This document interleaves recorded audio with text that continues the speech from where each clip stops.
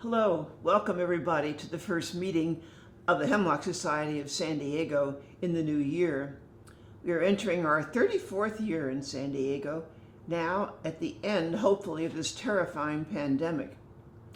But we're having another Zoom meeting, which has enabled us to talk to 3 experts on the subject of assisted dying around the world. We enlisted 3 officers of the international not-for-profit organization, the World Federation of Right to Die Societies, Asuncion Alvarez in Mexico City, Rob Jonquiere in Amsterdam, and Sean Davison in Cape Town, South Africa. Because of the time differences, we have recorded our interviews with them beforehand. We will have time for discussion if you'd like to stay after 3 o'clock for about 15 minutes. Right now, all microphones are muted. I know these 3 friends through the international meetings of the World Federation, held usually every 2 years, where people from our 28 Right to Die organizations and many others come together. A few years ago, I was president of this 40-year-old organization, which now has more than 50 members organizations in 28 countries. Being involved in this movement now for 35 years, I lived through the Right to Die decisions, debates, failures, and victories that have been introduced and fought over in the United States. Many involved adopting advanced directives and the right to refuse treatment, including food and fluids, rights that were hard fought, though now we take for granted. This shows some of the early assisted dying activities in the United States and elsewhere. This afternoon we will be talking about those laws, 14 by my count, which refer to assistance in dying. One way to divide them is by the method. 5 permit physician-assisted dying, only where the person administers to herself the medication provided by a doctor. The other group of 9 are countries and 1 Australian state where lethal injection can be administered usually by a doctor, by a nurse practitioner in Canada. That's referred to as voluntary euthanasia, or VE. The term MAID, or medical aid in dying, includes both of these methods. 8 of the 9 countries permit both. Some allow VE if the person is unable to self-administer. 1, Colombia, does not permit self-administration. I will refer to the laws we have in the United States as the Oregon model, which applies to the 9 American states and the District of Columbia. Basically, the provisions are the same as each other, as the Oregon law was first passed in 1994. They require that 2 doctors agree that the person is mentally competent and has 6 months or less to live. The prescribed medication must be administered by the patient. Usage generally tends to be less than 1% where that law is in effect. Let's hear now from our guests from other countries. Our first interview is with Dr. Asuncion Alvarez, Vice President of the World Federation and a psychologist at the medical school in Mexico City. Asuncion is in touch with Spanish-speaking Latinx countries and can summarize activities in these regions. Basically, laws change through court decisions, legislatures, and referenda, and combinations of them. Asuncion, thanks so much for joining us today. To the south, there are no formal laws, but 2 countries where assisted dying has become legal. One, since 1934, Uruguay, has permitted people to help do a change in the penal code, but there's really no law. Can you tell us more about that, Asuncion? Yes, thanks, Faye. Thanks to be here with you. In Uruguay, helping to die is a crime, okay? Assisted death is a crime. There is no regulation, but the criminal code allows judge to decide if they are going to condemn or not a physician, a person. They do not specify if the person must be a physician or not. it only says that judges have the power to exempt from punishment the subject of honorable antecedents, the author of a pious homicide carried out for motives of mercy through repeated pleas from the victim. And this is going on since 1934. So that is great in a sense, because that allows some physicians to help. But I don't know if most of the people know. I some years ago I received like a woman from Uruguay emailed me to know if she could come to Mexico. She thought in Mexico was possible. So there is no regulation, and that's the problem, because not everybody knows, and physicians are not sure of what they are allowed to help and when. So, but now there is a new association that is called the Dignified Assisted Death in Uruguay. And yes, since a year ago, more or less, that was announced in August last year. And there is also a bill now in Parliament that is looking to get a law to permit assisted death.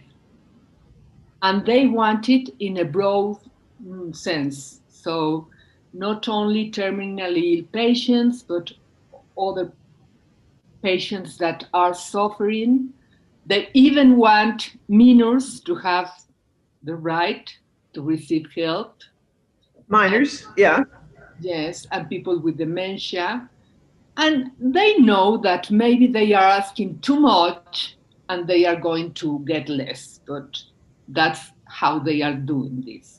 And that would be much better to have a law, because that gives certainty to patients and to physicians to know. Right now it's up to a judge, and it's too ambiguous, I suppose, for most people to even try to use the law. Yes. So an early and rather radical judicial decision occurred in Colombia in 2002, really quite remarkable. And the Minister of Health has been involved in upgrading the regulations, but there's still no law there in Colombia. Yes, there is. But what are the provisions of the Colombia ruling? Well, as you say, it was very fortunate that they have this decriminalization, and it was really a good luck and a very wise minister of justice in the sentence court. And since then, the parliament was asked to give regulations, and since then, not a single bill has been approved. Now there is one that is under discussion. But as there was no law approved by Parliament, the Supreme Court asked the Minister of Health to give some regulations. And that's the ones with which physicians and people are guided now. So this permits patients with terminal illness or with other conditions that cause great suffering with no possibility of alleviation. So, and people have to make a voluntary request. Minors can get help. It is allowed to ask euthanasia through, only euthanasia works, not assisted suicide, only euthanasia. People can ask for euthanasia through an advance directive. But that's interesting. It doesn't exist anywhere, I don't think. Yes. And ask through an advance directive. if they're no longer competent to ask themselves. Yes, but they Amazing. have to have all the other criteria. So they have to have a terminal condition or a physical condition that is causing, that is not able to be alleviated and cause suffering. So it is not for patients with dementia. Right. It is for patients that lost the capacity to ask for themselves, but can meet the other criteria. What else about this? This is a criteria that is interesting because it is happening here in Colombia, and it will be happening in Spain, for instance. Once the physician receives the request for assisted death, this request goes to a committee that has to authorize the assisted death, instead of being only something that is accorded between physician and the patient. This has to be authorized by a committee. My understanding is that every hospital has such a committee, Yes. which is composed of a specialist in the particular disease, the doctor, a mental health professional, I think, and a lawyer. Yes. Yeah. Yes. Yes. If not every hospital, every big hospital, and because maybe a small hospital has to depend on a bigger hospital, but that's the way. And children, yes, children are considered generally from 12 or more years, and they consider the exception for children between 6 and 12 years if their capacity to decide and to have the concept of death of an adult is can be assessed. So exceptionally, even minor, younger than 12 years old. That's amazing, I think. Yes, it is. It's an amazing situation. I guess there's really no good data on how many people have used the Colombia ruling.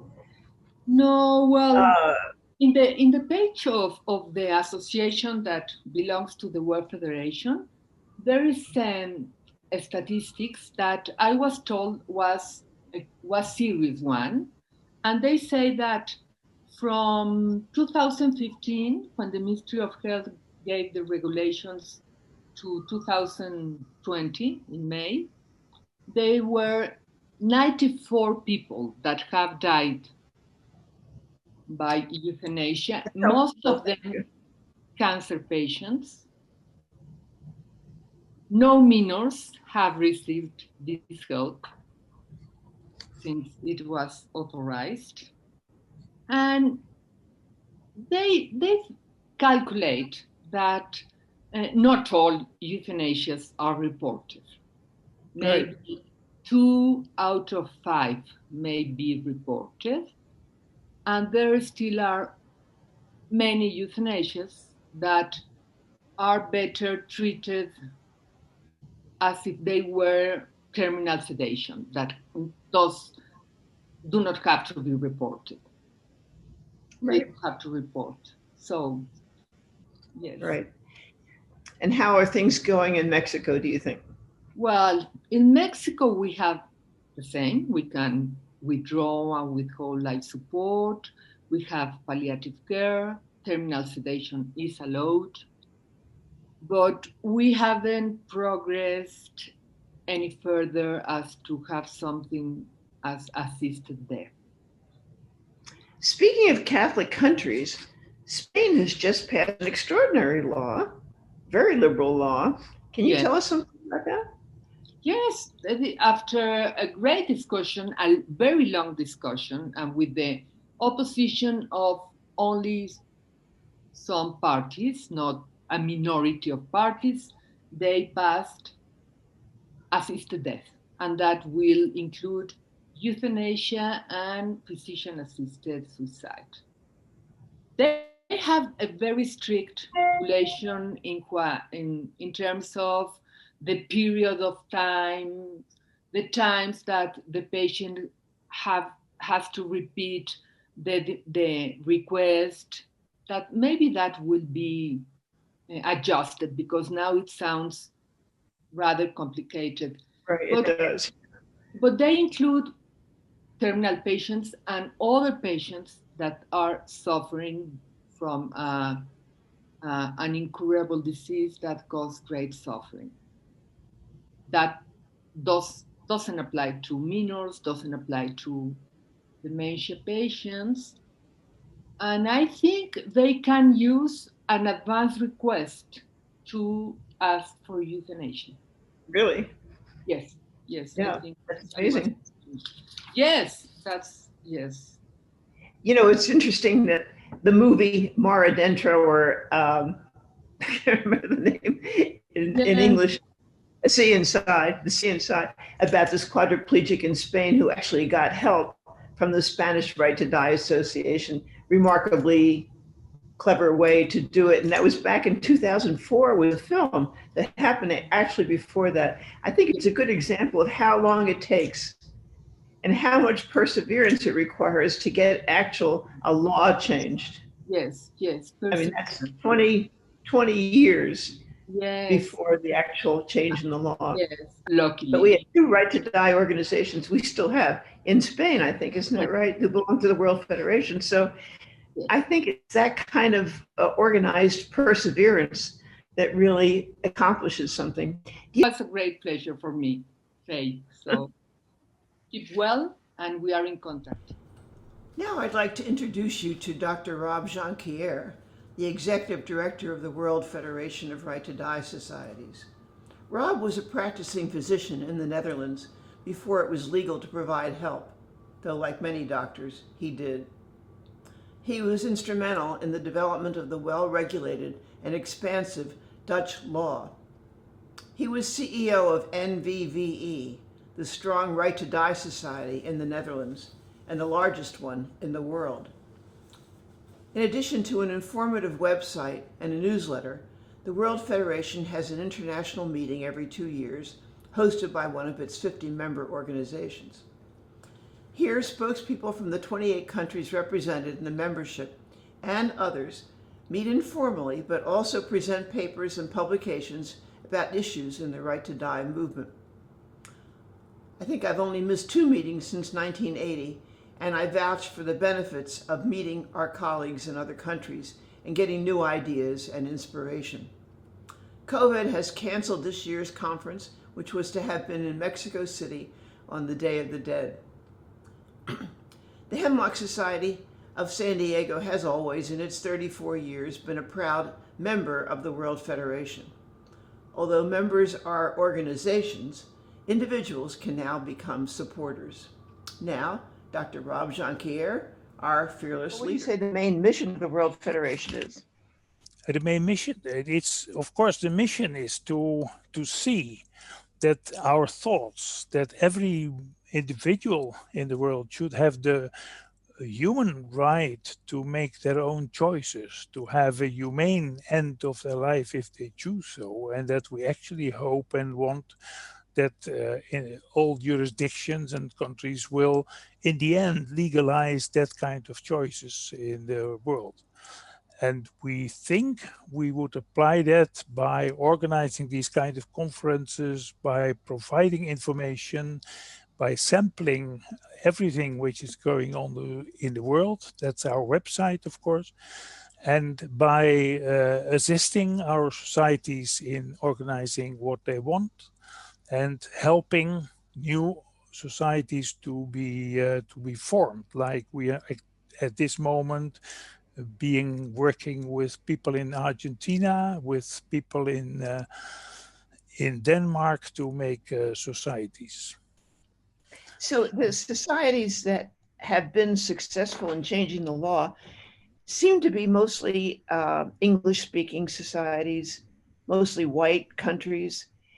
What do you think about the deficits in Asian countries, with the exception, of course, of Japan Yeah. and African countries, um, Muslim countries. What about that big gap in the world where there is no laws like the laws we're about to talk about?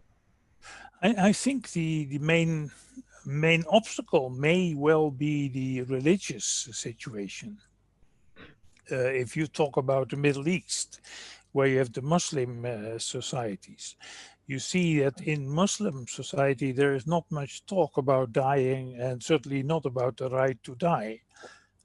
I know there is interest there. I have been giving, and I will give next week, interviews to television from Iran next week, for example. Um, just talk about the issue, but Turkey, I have been there.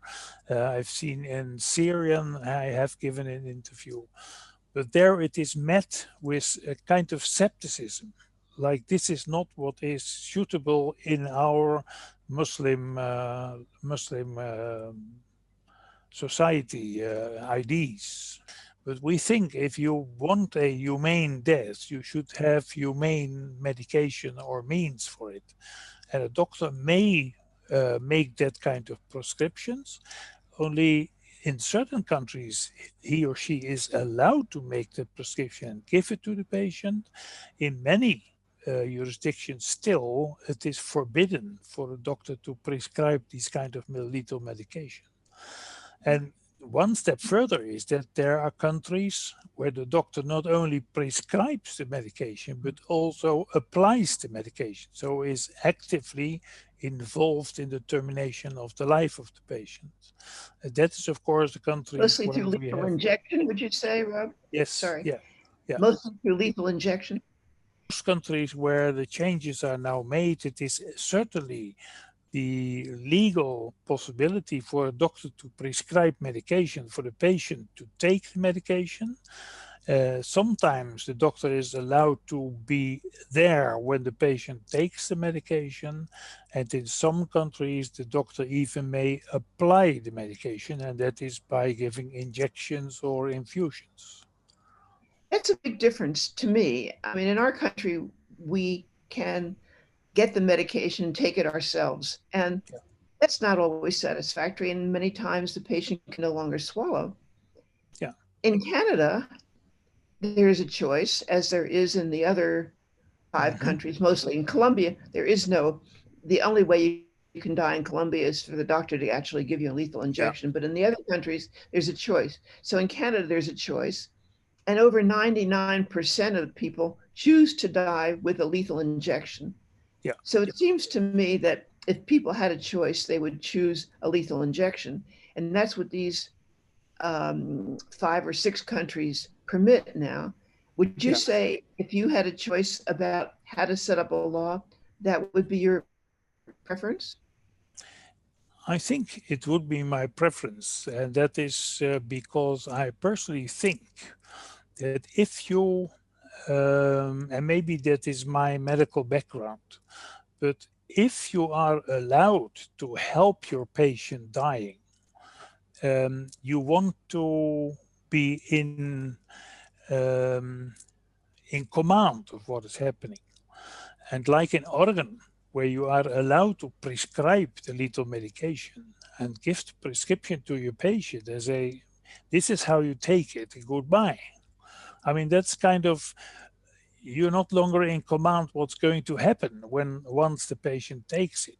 I think that is the big difference between the Oregonian model and the other models in the world.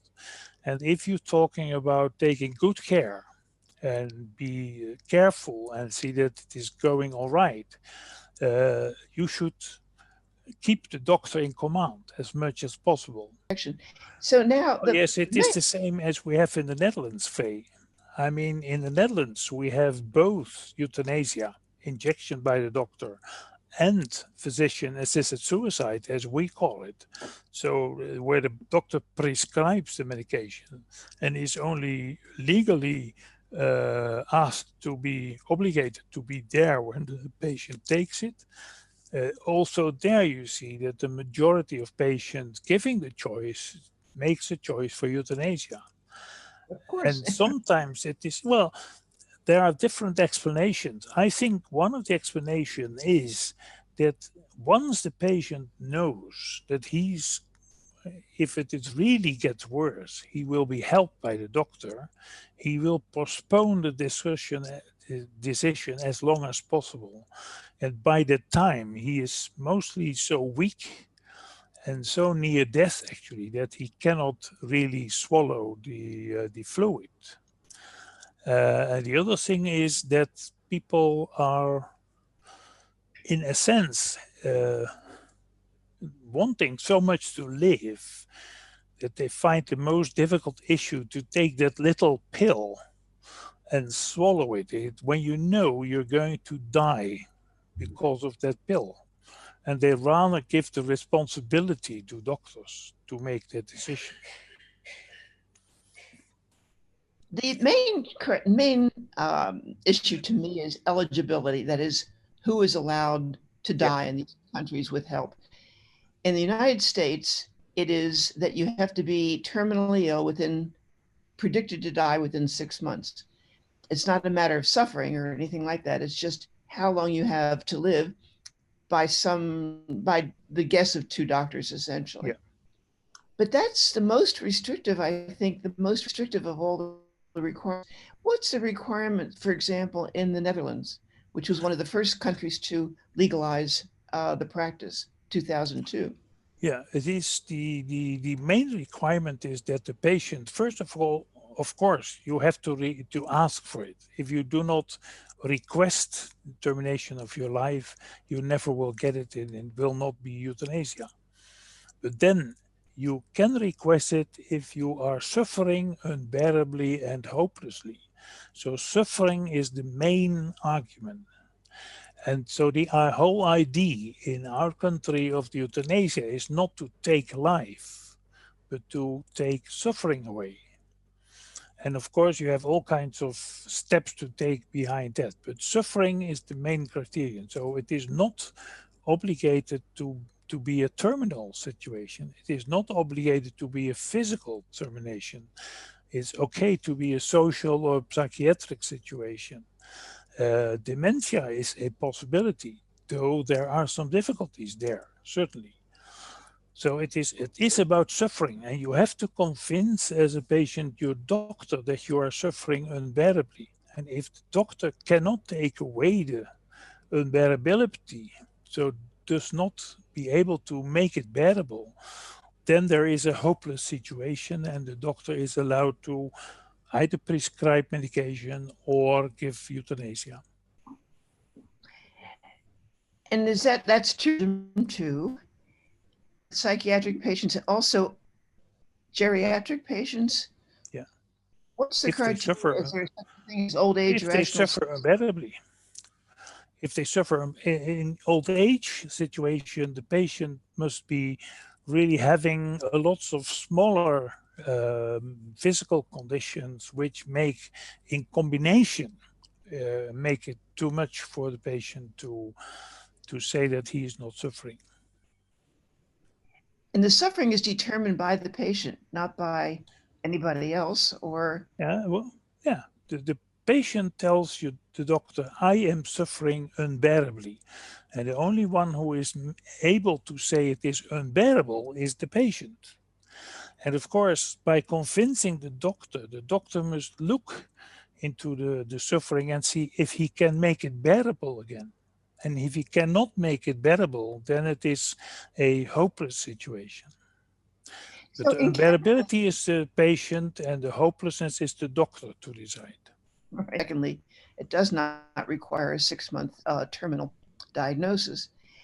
What about children? I know in Colombia, for example, that was one of the first countries that permitted certain age children to request euthanasia.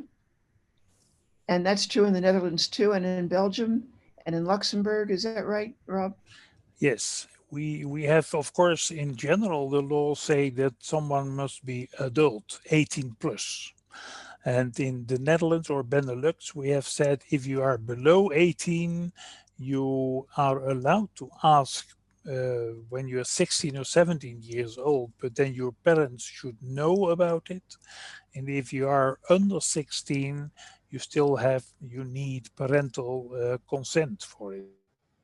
But in Belgium, so you mentioned dementia, which is a really difficult problem for all of us in this world, almost an epidemic. Yeah. Now it's the leading cause of death. Well, I think it's been replaced by COVID, but it was the leading cause of death in the United States. And no way out of it. What is the solution in the Netherlands? And in Belgium? We have these advanced directives, and we see in the Netherlands that most of the advanced directives are used for cases where people say, if I am demented, I want euthanasia. And until recently, those advanced directives have not been very effective, mostly because doctors who apply euthanasia want to have a competent patient at their needle once they start to give the euthanasia. And the idea has been that the advanced directive actually replaces this oral request. And it has been accepted since 2 years by our Supreme Court now. So it is now practiced, but it is practiced only 2 or 3 times a year. So this is a very seldom situation. And most of the dementia patients make the decisions earlier on, when they are still able sometimes to realize what they are asking, are able to communicate with the doctor, and they have a kind of reciprocity with the doctor about the issue, and they are dying earlier. They die while they're still mentally competent? Yeah, or in the beginning of the dementia, yes. Right. Yeah. And there you see much more. That you're going to lose your personality by the dementia is big enough fear and gives big enough suffering to ask for euthanasia. So anticipating what's going to happen with dementia is enough of a reason to ask for help to die. Yeah. And also, Spain and Austria now have come into the fold and just recently passed legislation. How do they handle dementia? Do you know? Specifically about dementia? I'm not aware about that specifics. I know that Spain actually puts a bill before the parliament, which has now passed the lower house and will pass the Senate somewhere beginning this year. And then they will have a euthanasia law, like they have in the Benelux and so on. Austria actually has a constitutional court verdict which says that assisted suicide or assisted dying by doctors is not illegal anymore. It's official, which makes them putting in the same position as Germany actually, and even like Switzerland, where a doctor or a professional is allowed to. Story in Germany seems to be complicated. I'm sorry to keep juggling my computer around here, but I have it on my knee. Can you explain what's going on in Germany? I can't understand it. I've read about it, but it defies explanation to me. The problem in Germany is that, of course, like in Switzerland, assisted suicide is legal, period. That's also in Germany. Assisted suicide is legal. No problem. A doctor can prescribe to a patient. Yeah. And what's the criteria? No discussion about what kind of criteria. And so assisted suicide is legal. And until recently in Germany, the doctor organization has always forbidden it, said it is not doctor-like. It is not what doctors do. Doctors do not help people die. And there also, like in Austria, we have a constitutional court who said actually, listen, assisted suicide is legal, so you are allowed to assist someone. And that's the same as in Switzerland or as now in Austria. Let me talk about the residence requirements. It seems to me that every country that has this requires that a person be a a resident. Like in Canada, you have to be a member of the healthcare system to take advantage of their law.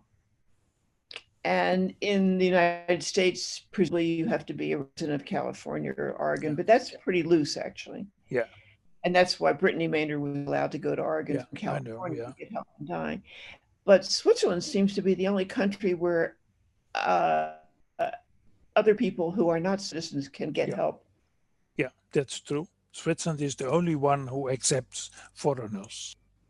Let me talk about usage.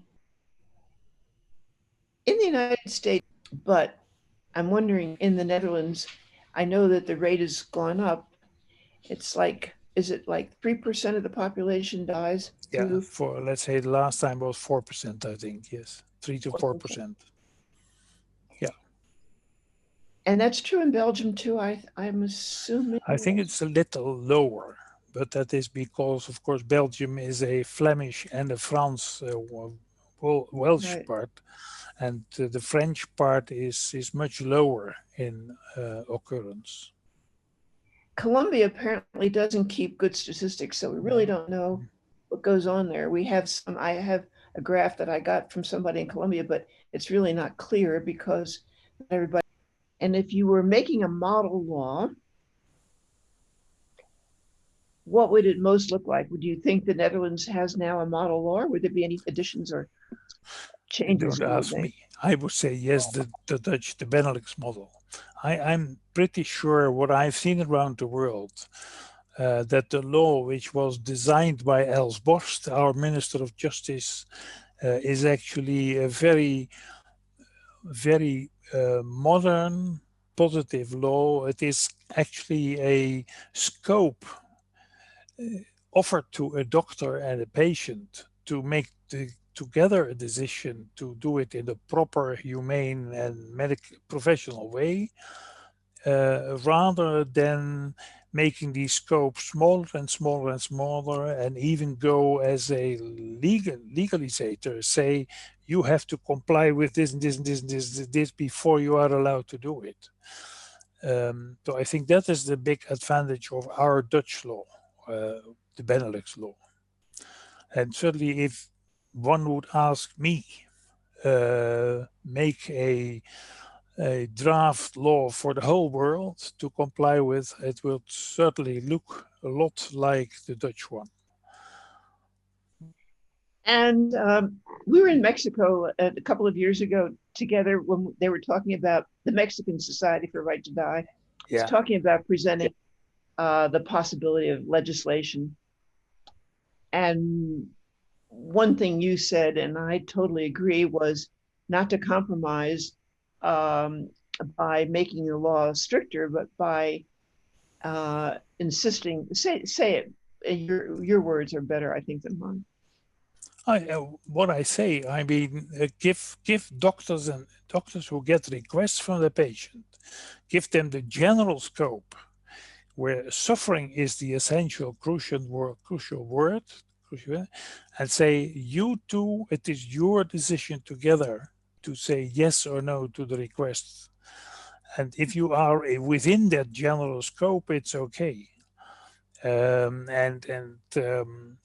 think most of the other stricter criteria which are put in the new laws are coming as a reaction to opposition. And these additional requirements are seldom very positive, making it more possible, more liberal for the doctors. And that's exactly why opposition are against our law, because they think you give doctors a finger and they take the whole hand. And I'm pretty sure they won't. Okay.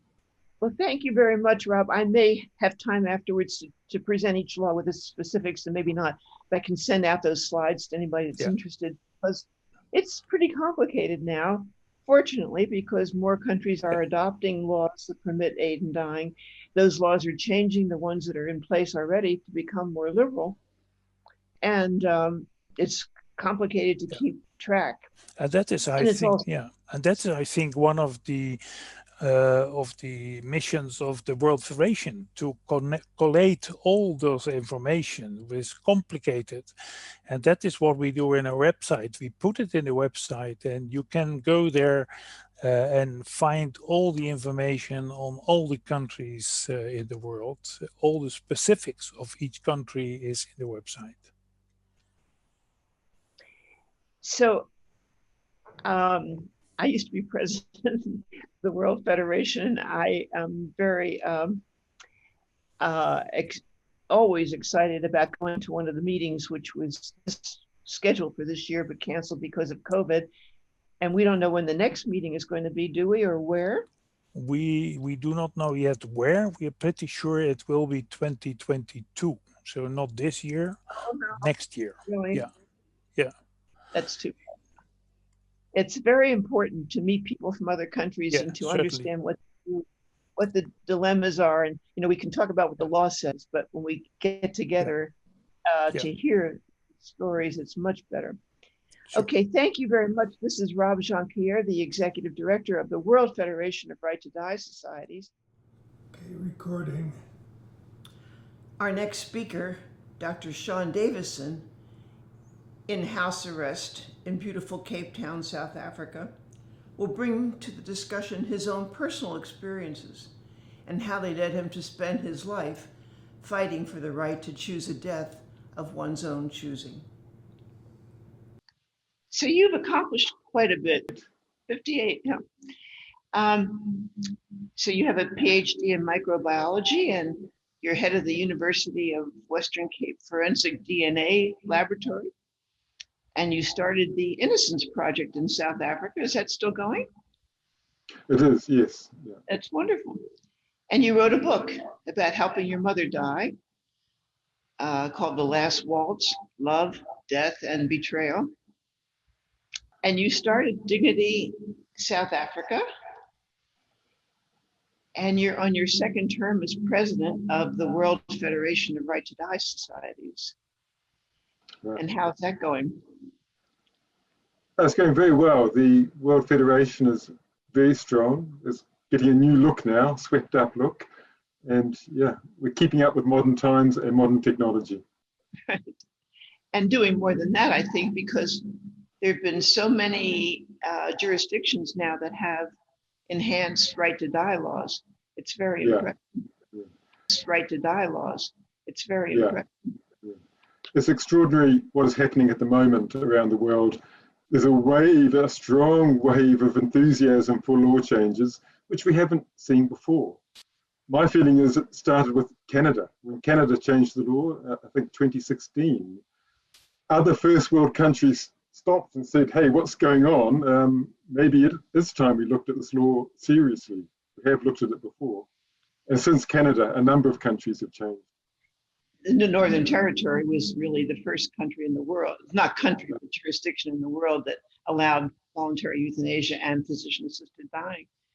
And 4 people died under that law until the law was rescinded by the federal parliament because Northern Territory wasn't a state, but that was quite an achievement. Yeah, there was a huge moment in the Right to Die movement, Northern Territories. The 2 Million Act came into force for a short time, but it became the first region in the world to allow for an assisted suicide. And Dr. Philip Nitschke, the first medical doctor to grant that request. A huge moment in the Right to Die movement. And then in 1997, the Colombia Supreme Court in South America said it's constitutional right to have assisted dying, even voluntary euthanasia, even for non-terminal people. And we'll talk about that. We have talked about it before in these interviews. And then, of course, 2002 with Holland, and then Belgium shortly after 2006, I think. So all these developments, and in your tenure, I think, as president, there's been changes in Germany, Spain, Austria, the States and Australia, and New Zealand. So I think that's an amazing accomplishment for our movement, even though most of the world doesn't have any kind of facility for assisted dying. It's an extraordinary change happening right now, and it looks like it will keep going. As you commented, New Zealand changed the law just a few months ago in a national referendum to confirm it. Australia, 3 states have changed the law, another, Tasmania, likely to go in the next few months.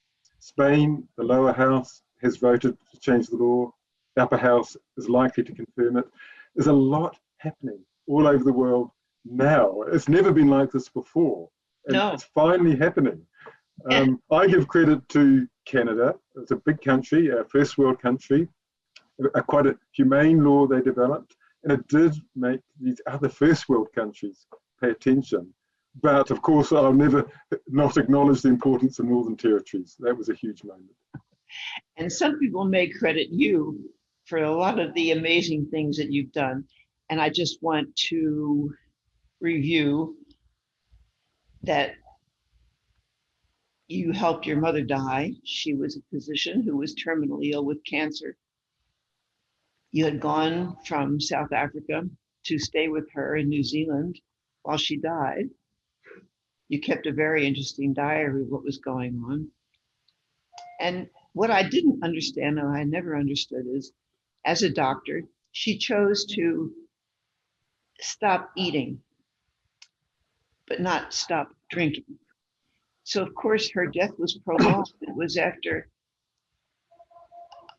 over a month or almost a month that she asked you for help. Why did she not stop drinking, or did she not know any better?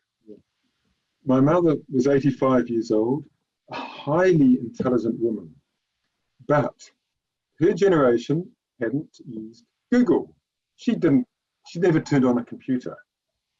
It wasn't her thing. She hadn't got to that point. This is 2006. Her entire knowledge was based on her medical experience. She had deduced, quite logically, that if you stop eating, there's only one possible outcome, that you die. The drinking was a big mistake. She drank a cup of water each day for comfort, not realizing how much this was prolonging her life. So in effect, she started decaying. Her body started eating the flesh on her body, decomposing in effect. And it became a horrible way to die. Starvation is a horrible way to die anyway, but by taking the water, it was prolonging it. She made a mistake. I made a mistake too. I was her sole caregiver and a scientist. I should at least have gone to Google and Google searched what she was doing. So But I was her son. I trusted her judgment, not only as my mother, but as a medical doctor. Right. So neither one of you knew about dying from dehydration rather than starvation. A part of that was the intervention of Bishop Tutu, was it not? Yes, this was the early days of Bishop Tutu's involvement in the Right to Die movement. When I met him at that time, he said he'd never been with anyone dying and had never thought about the issues about assisted dying and euthanasia until he applied his mind to my situation and my mother. And he was very supportive. He wrote to the court in New Zealand, initially pleading for me to be allowed back to South Africa until my trial, because my family was in South Africa. And after I was found guilty of the assisted suicide, pleading with the judge for a lenient sentence. And the judge said in her summary that she was really moved by Desmond Tutu's intervention. And your sentence was? I had 5 months of house arrest in New Zealand. Yes. And by a strange coincidence, you are currently under house arrest in Cape Town. Well, coincidence, maybe not. Certainly my mother's death led to where I am today on house arrest in South Africa. Explain. I was arrested for the murder of Dr. Unrik Berger, a quadriplegic. I had helped Dr. Berger die in 2013. He was a close friend of mine, an incredible guy. I again had the problem with a family member making a complaint to the police. His mother had been very supportive. She wanted him to go to Dignified in Switzerland. He was going to go, eventually he decided for a quadriplegic to go to Dignitas was too unbearable itself. The aeroplane movement, the cost, the inconvenience. He wanted to die at home. And as a doctor, he worked out, why not take the same medication at home? And would I help him? He planned everything. He acquired the medication. I only had to be there to be his hands, a very minor role. But still, his partner reported me to the police, and it became evident I was going to be arrested. So what I did, I went public. I realized once I'm arrested in 2013, I wouldn't get the opportunity to speak again, possibly not even at my trial. So I preempted the police by speaking openly about helping Dr. Berger to die. And nothing happened. The years went by. The media in South Africa said assisted dying is now decriminalized in South Africa because Sean Davison wasn't prosecuted. Even Robin Strantham Ford, we can talk about later, the man who was granted an assisted death, before his death, he said Sean Davison is now untouchable by the law. So the impression was it wasn't a crime in South Africa because the police had the opportunity, I hadn't denied it, and they did nothing. Until 2018, after the World Federation Conference, arrested. It didn't make sense why I was arrested then. But it not still for that, doesn't. not for that crime, for another crime. No, at that time I was arrested for Dr. Unrick Berger's death from 2013. Then they added on the additional charges over the coming year after that. Which you denied at that time. I was in, about a few months after that, I was arrested for Justin Varian's death. He had motor neuron disease. And a few months after that, I was arrested for Richard Holland's death. He had locked-in syndrome from a bicycle accident where he could only move his thumb and his eyelid as a result of it. A 30-year-old boy, really. I mean, it's tragic to have this at such a young age. Did these men find you, or how did the connection get made? They found me, yes. I mean, I've been in the media quite a lot with Dr. Unrick Berger's death, and they found me. You are a citizen both of New Zealand and South Africa, and so you have had the distinction of being arrested and charged in both places and serving house arrest in both places. And how the house arrest has been, did you consider that a fairly lenient sentence? It seemed a very lenient sentence at the time. I was facing a minimum life sentence for each murder. South Africa has changed the law, so there's a minimum life sentence for premeditated murder. Mine were considered premeditated. So a plea bargain involving house arrest was considered a very lenient sentence. And so even though my sentence is 3 years, I am faced with intimidation and threats from the police. And they tell me quite freely that 3 years will not be my sentence, but 20 years or 30 years. So my sentence is not over until it's over. I'm being very careful until then, and I hope people I know and trust will be very careful what they say. Oh, this is so, it could be much longer than this. Is that what you're saying? According to the court, it is 3 years. Yeah. Does your service as president of the World Federation intimidate you or lessen your chances of being free? No, I do have a media ban, but I know what I can say and not say. So talking to you is not considered talking to the media, but they've made it very clear what I can and cannot say. Right. So New Zealand has now passed a law permitting assisted dying for, yes, I think, fairly restricted terminally ill. Yeah, it's for the terminally ill with a 6-month prognosis. 6 to 12, isn't it? Or maybe 6 months at the moment. 6 months. It's a stepping stone. Maybe one day it will be 12 months. I have to check that. Yeah. Self-administration. I just finished. You're right. It is a lethal injection. They can have the option. You're right. Same as Western Australia. Yeah. Yeah, that's right. Same as Western Australia. And I thought it was just out of necessity if a person could no longer self-administer, but I'm not sure about that either. Yeah, it's very important to have that option. It is. And that was the first referendum, I guess, on the subject. Yes. Yeah. The government had passed the bill by quite a comfortable majority, subject to a national referendum approving it. And the national referendum was held in conjunction with the election in September 2020 and was passed by 65%. 65% of the vote. Yeah, it's really important. Very convincing. Mm. I wanted to ask you because there's a similarity between South Africa and New Zealand to some extent, and that is a minority ethnic population. Of course, in South Africa, it's a majority ethnic population, but I just wondered how the Maori population thought about this bill and how the Black African population thinks about the effort to have assisted dying. Yeah, very interesting point.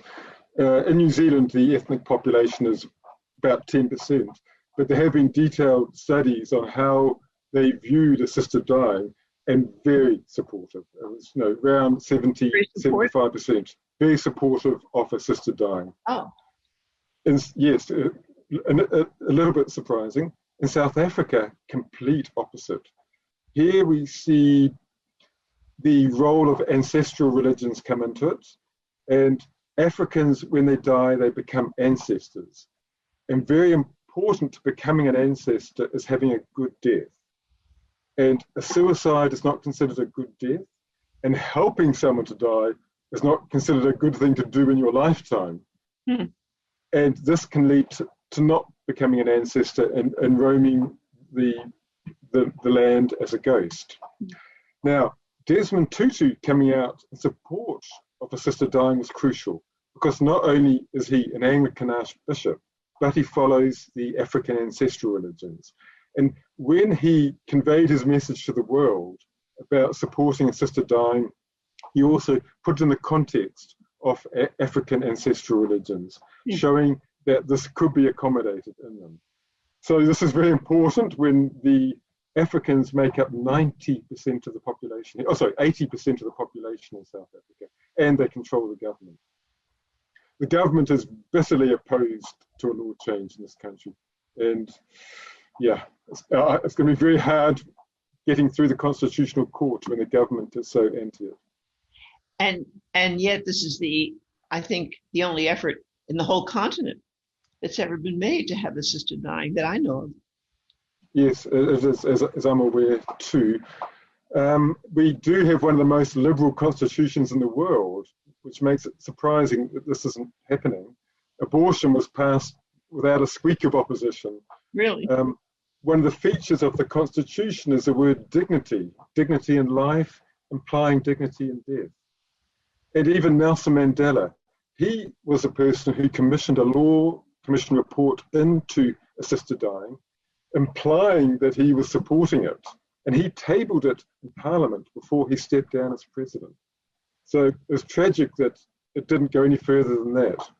And even more tragic, he tabled the Law Commission report, which supported a law change before he stepped down as president. And then the government did nothing after that. Bishop Tutu had a lot to say about Nelson Mandela's death. He did. He did. Yeah.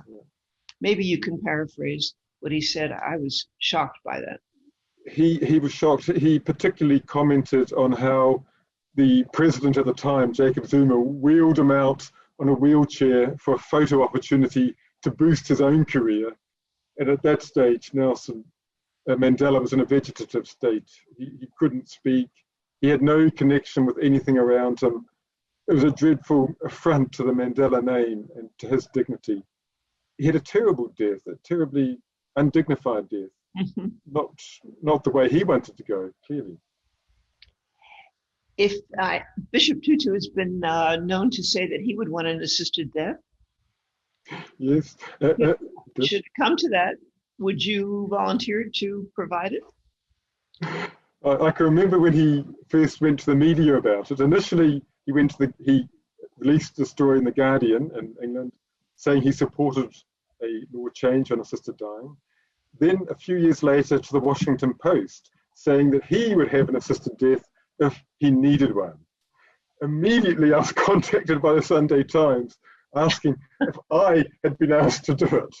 But no, I haven't been, and it wouldn't be legal for me to do that at the moment. It wouldn't be legal, it would be the only reason. It hasn't stopped you. I've got a 8-year suspended sentence on me at the moment. If I break one law, it's straight to jail. So I wouldn't even contemplate it.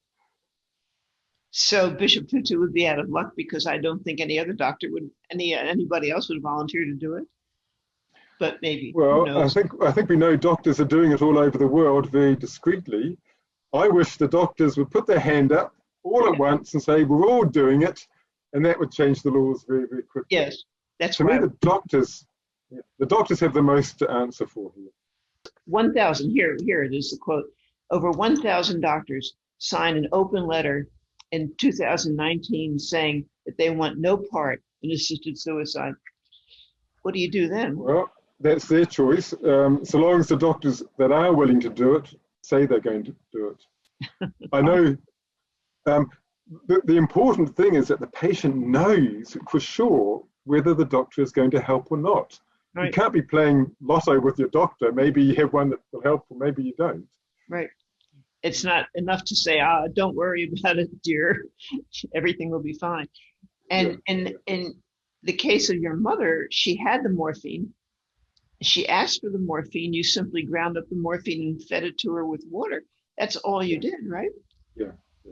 I mean, I became her hands. She would have done it herself, but because of the hunger strike, she couldn't move her arms or her legs. And she's not the kind of person who would ask her son to help her to die unless she couldn't do it herself. She could do nothing at that point. She thought going on a hunger strike was what she could do, and it didn't work. No, not a good idea. No. In New Zealand, there was a woman named Lacrisha Seals, and her death seemed to really move the needle on the passage of the law. Can you say a little bit about her? Did you know her? You didn't know her, did you? No, I was in South Africa, but I followed the story.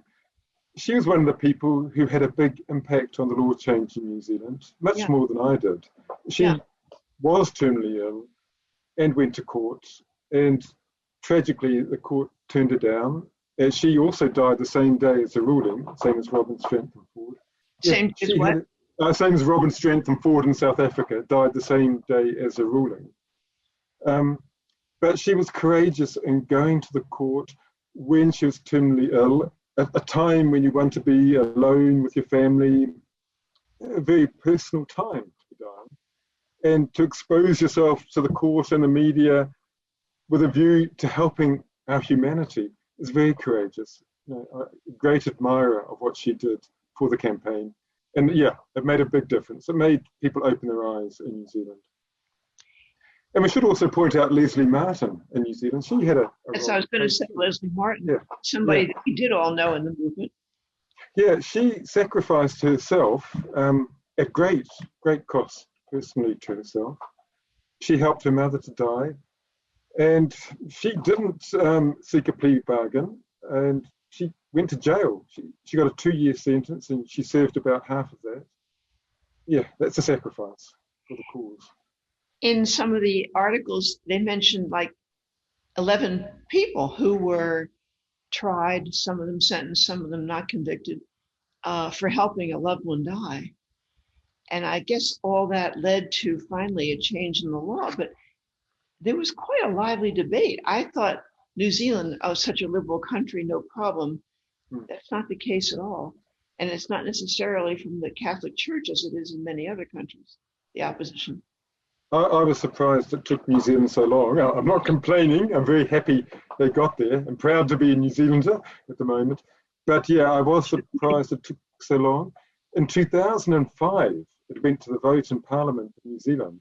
It lost by 2 votes. Now, why did it take another 15 years to go to the vote again? I don't understand that. and I see it happening in other countries and other states. Why a long delay after a one-vote loss before it comes back again? I'm sure there are very good political reasons that I don't know or understand. A number of states in Australia It takes a lot of energy, a lot of organization to get these achieved. But when it's so close, yeah. As you know, David Seymour, the ACT leader, seemed to be very influential in getting this passed. And he was quoted as saying, I have seen a bad death. If my time comes and I'm not doing well, I want choice. By the way, he said, it's nobody else's business but my own. But the state makes it their business. So when the politicians are discussing it and the law is changing, they often have a story of their own, highlighting the importance of having had that experience and how it influences you and your position on it. The same happened in Australia, the different states, various politicians getting up and telling their own personal story. David Seymour said, there are now 200 million people living in 15 jurisdictions where assisted dying is legal. That's an impressive statistic. I never thought about 200 million, yeah. I wish it'd be a bit higher than that. What's the population of America? 350 million. Right. Well, we have probably the weakest bill in the world, actually. I mean, it only applies to terminally ill people that have 6 to 12 months to live and only assisted dying self-administration. So it's not a strong bill. And we've had the same bill now, same model for 26 years. I know how you feel. Very frustrating when you see these law changes that are so restrictive, like New Zealand and Australia, Victoria, it's much the same. But we have to say, well done, New Zealand campaigners, for getting there. Only the sixth country as a whole to change the law. And even though it's restrictive, the law, it's a stepping stone. Now we will campaign for a more humane bill that goes beyond the terminally ill to irrecoverable illnesses like motor neuron disease and physical ailments like quadriplegics. It's a stepping stone. You need that bill. My understanding was that was in the original proposal from Parliament, and it was taken out. David Seymour agreed to take it out on the assumption that it'd be more successful in the referendum. That's unfortunate. Yeah, I gather there's a lot of horse trading going on behind the scenes. To me, it's more important to get a restrictive bill passed than no bill passed, when you look at the history of the Right to Die movement. So I'm not going to complain, even though it is a little bit frustrating. Well, Rob Jonquiere, who's executive director of the World Federation of Right to Die Society, says not to compromise with your adversaries, to go for the most expansive bill, the bill that gives the most people the right to a peaceful death. But that's not what happened. So, well, they started with that, and good on them for starting that way. They couldn't finish that way. Right. So, it's New Zealand bill is built very much on the Oregon model. 2 doctors have to approve. There can be a psychological evaluation, and the person has to be competent and a resident and that kind of thing. It's very interesting that so many, even Colombia so long ago in 1997, and now Holland and Belgium have gone way beyond that. And Switzerland, of course, doesn't require residency at all. And there are provisions for advanced directives if you're not capable of making the request at the present. Colombia has that in its judicial guidelines, and advanced directives for if you become demented, and also psychiatric patients are allowed to ask for help, and geriatric patients with multiple disorders. And the bill has, these bills have gone so far, much further than the original ideas of the bill. Yeah. I think the more we've thought about it, the more we realize that suffering goes beyond the terminally ill. And you have to look at the individual and how they experience the suffering. For example, a quadriplegic. Many people will say, well, they might be young and healthy and look at all the things quadriplegics can do. But let the quadriplegic decide what they consider unbearable suffering. And we have the safety criteria. They must make a repeated request over a defined period of time. Let the person decide. Yeah. Right. Well, some people's safeguards are other people's obstacles. So that's a problem with passing this legislation. My wife's mother, Oh, yeah, she went back to China where she lives, had a second stroke and became completely paralyzed. She then had to have a tracheotomy where she can no longer talk. She's lying completely paralyzed in her bed, unable to talk. A dreadful position. She's been like that for 2 years. But what kind of country allows its elderly people to suffer horrendously at the end of their life because the issue is too politically sensitive? And that is the reason they're not touching it. They're not prepared to get involved in it. it's interesting, Sean, that a lot of the opposition in New Zealand and elsewhere comes from the palliative care community, which does not want old people to suffer, and they do try to make the end of life bearable, but they can't always, it doesn't always work. But I'm not even sure that's available in China. Yeah, it is available. The issue with palliative care, certainly in a country like South Africa, is it's not available for everybody. Everybody should have the option of palliative care, but not everybody wants it. My mother could have had it. Some people don't want to be grogged by morphine until the end of their days, unable to recognize their family. They would rather choose their time of death while they still have a bit of dignity and, you know, enjoying life. They don't want to get to the point where they're suffering unbearably. They want to choose their time of death. And It's palliative care. That the two situations are at odds instead of working together, I think, as they do in Belgium, where palliative and Quebec too, and where palliative care patients can easily choose an option to end their lives when they've had enough, and are grateful for the palliative care they get. Even in Oregon, I think about 90-something% of people who choose to end their lives have hospice or palliative care first. So there shouldn't be animosity. There should be no conflict, no. No, but there is. Palliative care is a wonderful option, and it's fantastic it is available. We should be working together, not against each other. Right. So this is my dog. So I'm going to pull the computer over. Come up and say, there's a dog here. Say hello to Faye. Hi, dog. What's his name? This is Pierre. He believes in euthanasia, right? Yes. Oh, yes. We look after our pets now. You go down. I'm going to say goodbye now, Sean, and thank Can you. you still hear me? Wonderful to talk to you, and keep on the good fight. It's not been easy for you, and we all appreciate what you've done. Great. We visited today with 3 leaders of the International Right to Die movement, and we've talked about 14 different laws with varied provisions, some very narrow in scope, and some allowing more people to get relief from their suffering. In looking over the 14 laws that we have so far and in planning for future laws, it seems to me these are characteristics of the most helpful bills that we could draw up. The first thing is they should be inclusive.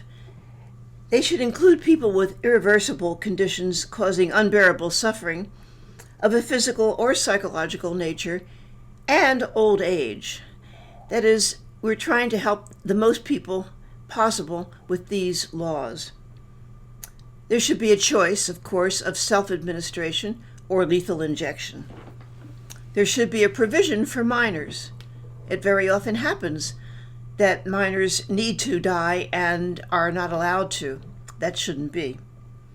There should be uniformity within a country. That is, one state should not be radically different from another state. And also in costs. Sometimes it's quite expensive to get help in dying, and it varies from one jurisdiction to another. It should involve other medical professionals besides doctors. Like nurse practitioners are already involved in Canada, and I think one other jurisdiction, and it might be that physician assistants or other trained people could do essentially what doctors are allowed to do and really are reluctant to do. There should be a provision for help when competency is lost, as in the Colombia law, where you can get help in dying by an advance directive when you no longer can demonstrate that you're competent to understand what's going on. And then that's competency to request a law, and competency to get help is another story, and some jurisdictions have already provided advance directives for help if you no longer competent and are ready to die. Just add. Number 7 would be to work closely and cooperatively with palliative care. It's a wonderful service, but when it precludes a person's choice to get assistance in dying, then it becomes more of a burden than a help. Usually laws require or permit people who have conscientious objections, like doctors, to not provide assistance in dying. That's okay, but they should be required to refer to somebody who will help the patient who wants to die. And finally, the oversight and the safeguards should not be too cumbersome. There should not be multiple requests and multiple doctors and certain specialties and all that kind of thing that do now encumber certain laws. So those are my recommendations. I certainly would like to see America take advantage of those and other jurisdictions as well. To actually make our laws change, it takes armies of people, many years, boundless energy and patience, and lots of money. Over the years, many of us have experienced the frustration of failed court decisions, intransigent legislatures, and costly ballot initiatives that fail by small margins. The encouraging part is that the laws are changing, as is public opinion, but we have whole states, countries, and continents to go so that people can have choice, dignity, and control at the end of their lives. Everyone watching today can help by contributing their talents, their money, and their time and passion to Right to Die organizations. Read our web pages, learn what's going on. Let your friends and loved ones know that there are choices that can make the end of life better. We need to expand restrictive laws so more people can relieve their fears and desperation when they think about or experience their death or that of loved ones. Thanks for making time today for this analysis of assisted dying laws and experiences around the world, and for meeting 3 of the many people working to pass and expand the options we have. We will look for your support in the future to join our efforts here and in the world. The Hemlock Society of San Diego has monthly meetings, which include our Right to Die film series on the 3rd Sunday of each month. Please join us on February 21st to discuss the 1983 classic Right of Way with Betty Davis and Jimmy Stewart as a couple who want to die together, one healthy, one not. See you then. If you'd like to stay around and discuss what you saw and heard today, we can go for another 15 minutes. Sorry that our speakers are not here, but I'll try to answer, and other veterans of these battles can help me out. Thank you. Bye.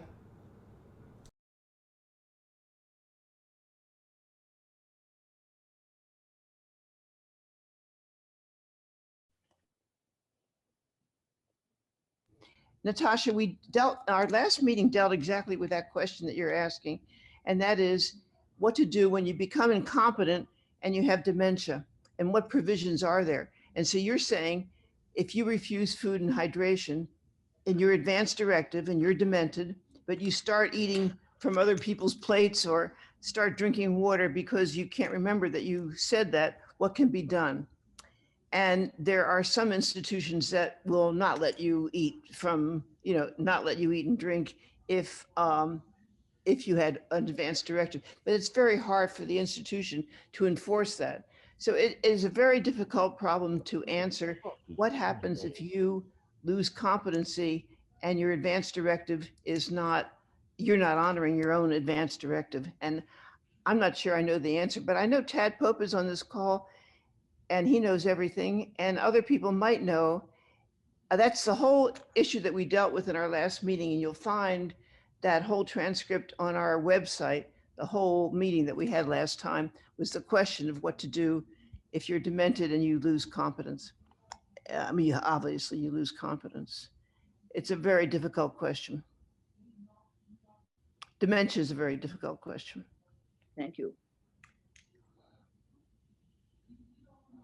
Tad Pope also had a question about whether there was MAID or a medical aid in dying or a case of euthanasia in Uruguay. Do you know the answer to that, Faye? Uruguay law is so loose that it practically covers anything and anybody. It just says it's okay to help people die. It doesn't say who or what or anything. And now the law that they're working on now is going to be, more like the other laws, and we'll see what happens. As Asun said, that law that they're proposing is very broad, and whether they get that all or not is a question. Is that what you're asking, Ted? Advanced directives like FENS, what is the rest of the question? Tad Pope, are you there? I don't know if Tad is still on the call. His question was whether there were cases of euthanasia or medical aid in dying in Uruguay. That's been around since 1934. I would venture to say that there are a lot of cases, many of which are not reported, and I don't know enough to know if they're recorded somewhere or not. I don't know. Uruguay is a very liberal country. It had early same-sex marriage and abortion. So it's possible that there were some interesting cases that I don't know about, but somebody may. Is Ian Wood still on the call? Ian, are you there? Ian is calling us from Australia and is the founder and head of an organization, which I'm going to chop up unmercifully, but Christians Supporting Voluntary Euthanasia is the essence of the name. Yes. And there you are. You're there. Thank you. Hi, Ian. Our complete name is Christians Supporting Choice for Voluntary Assisted Dying. So the choice is very important. And it was voluntary euthanasia up until a couple of years ago. Right. But to tie in with the current legislation in Australia that's passed and being discussed, we've changed the name slightly, but it's definitely about choice.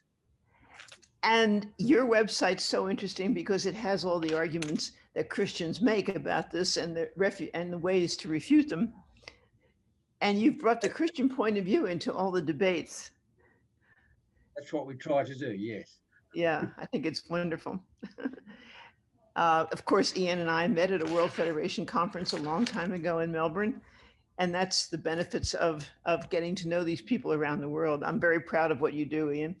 Would you like to say anything about how progress in Australia, the 2 or 3 states that now have a law? Well, obviously the fact that Victoria became the first state to actually pass a law and keep it, not like our Northern Territory, that's excellent news. And then followed up with Western Australia.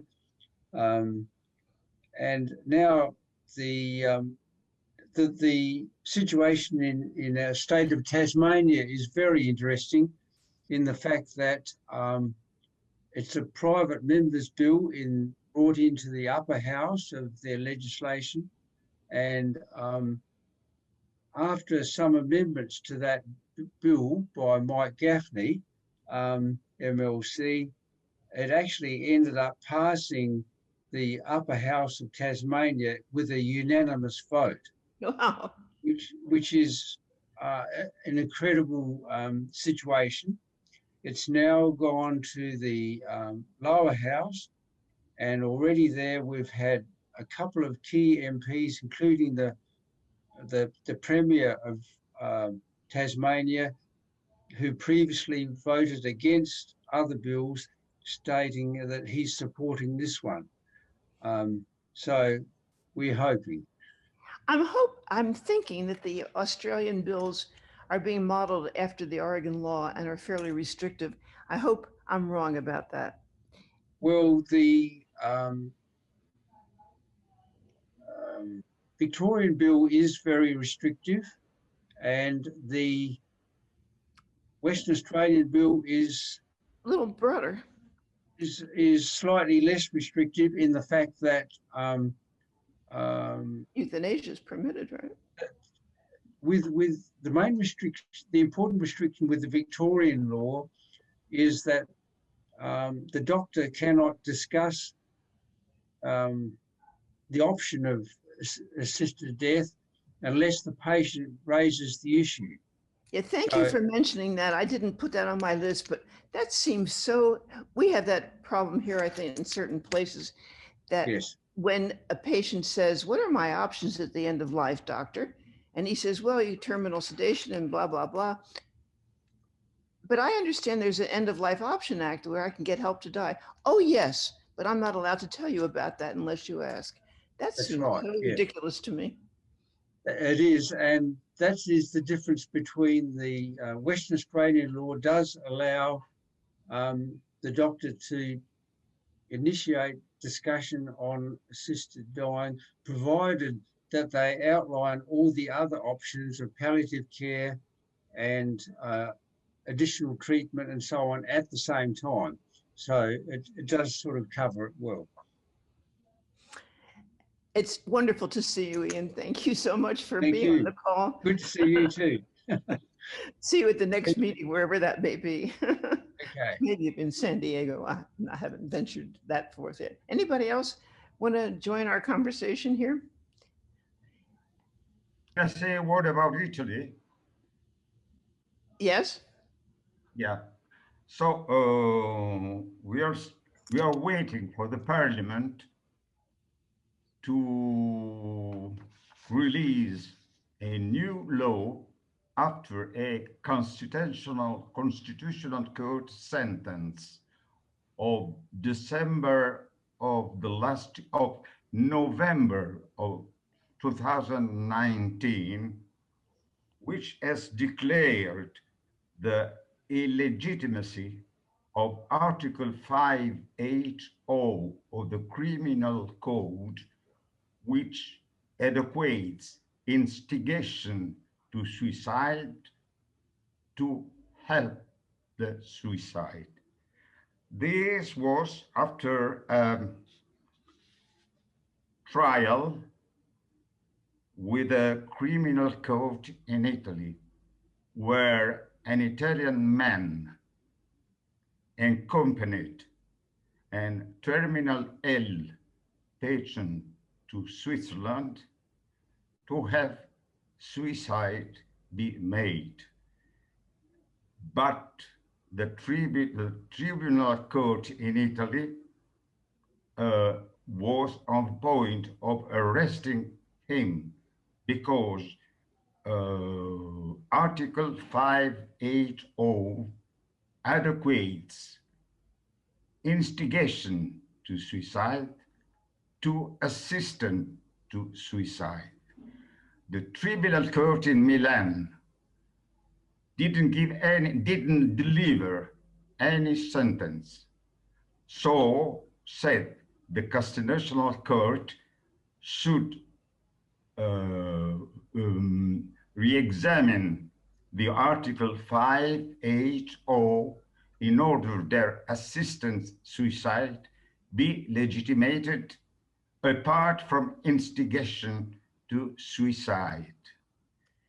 Now, oh, excuse me, would that enable that to happen in Italy, or would it just decriminalize taking people to Switzerland? No, no, no.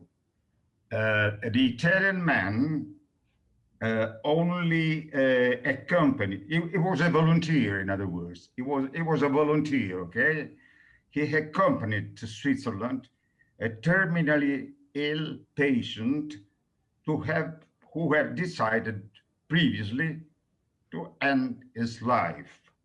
But this man was alleged for having facilitated execution, stating he helped someone to suicide. This owing to Article 580 of the Criminal Code. But the criminal court in Milan stopped and didn't consider at the same stage both those who instigate with those who help suicide. Thank you. We're going to have to stop here because I'm very happy to see progress being made in Italy, because I know that you've been working on this for years and years and years. We have so many other people that want to question it. I will try to find exactly the details of the law. I may contact you and we'll put it on our website. It's very encouraging to know that Italy is doing something. We are waiting now for the parliament to have a new law on this problem, just according to the Constitutional Court sentence. But this is a World little. Federation will have it on their website too. But So this is a little bit difficult now in Italy because we have Pope lives there, so that's the not. next few days might be that the government will fall, and maybe that we have to go to new polls. Yeah. That is to say, that time will go on for a long period. Okay, we got to stop now, Francisco. Thank you very much. I want to go to Hugh Wynn in Scotland. Hugh, can you hear me? Yes, yes, I can. Faye, thank you. It's been a wonderful presentation evening here. Hugh and I have known each other at World Federation meetings for years and years and years. And yeah, about 40 years. Something like that. What's going on in Scotland, and can you add sort of Ireland in the middle there too? Well, yes, we're taking an interest in Ireland. Not very much is happening in Scotland or indeed in the UK, but Ireland is progressing with the law rather remarkably, and at the moment they have a consultation out in which Right to Die Europe and Ika Smook and I are working to make constructive comments at the moment. That's very promising. Hugh mentioned Right to Die Europe, which is another sort of sub-organization of the World Federation of Right to Die. And I always go to those meetings too when I can. And are they still meeting? Is ICA still having meetings of Right to Die Europe? Not during COVID, I guess, but. Well, yes, we did have one. It didn't go very well in Brussels about 18 months ago, but of course COVID has come along, and now it looks like we'll be waiting for safe to meet again. But of course we can meet online, and so we should be doing something later this year, but whether it'll be live or online is remains. Probably not happen, but, and Hugh, I'm afraid to bring this up. This is a can of worms here, but you've also participated in Philip Nitschke's meetings to do with do-it-yourself methods. And that's a very interesting topic that we'll deal with separately. And it's sort of out of the jurisdiction of the World Federation. But do you want to say anything about what's going on with Philip? Hugh, have I lost you? No, you haven't lost me now. The connection did break at the moment. I didn't quite catch what you're saying. I think I probably said enough. It's time for somebody else to have a go. I wish you all very well, and I'll try and join you next time. I hope so, Hugh. Known you for so long now. Anybody else? Faye is muted now. I don't know if anyone can hear me, but we're obviously having some technical. Oh, we're okay. Here. Can you talk to the 6 people in the chat room, Greg? Their own choices to have a main end of their life. Sorry, Faye? And that we actually hope and. Yeah, we do have a little background extra stuff here. And there's 55 people who've Anyway, ask questions. I notice it's 3:15. Keep in touch with us. We have this movie next month. Everything which is going on in the world. And we'd love to have you there. And if you have any comments, just write to us at the Hemlock Society, and we'd be glad to respond, maybe if we can. As you can see, we're in the middle of this amazing change of the law in so many places that have worked so long and so hard to make these laws change, and including the United States, where we have a number of right to die organizations, many of which are trying to just to pass our plain vanilla Oregon law. We'd very much like to see an expanded model of the Oregon law that includes more people and also voluntary euthanasia. And we can take our cues from Canada. We'll have a separate meeting on Canada because presumably their very liberal law now is being even liberalized in February. So we want to get the latest, and Stephanie Green will report to us then.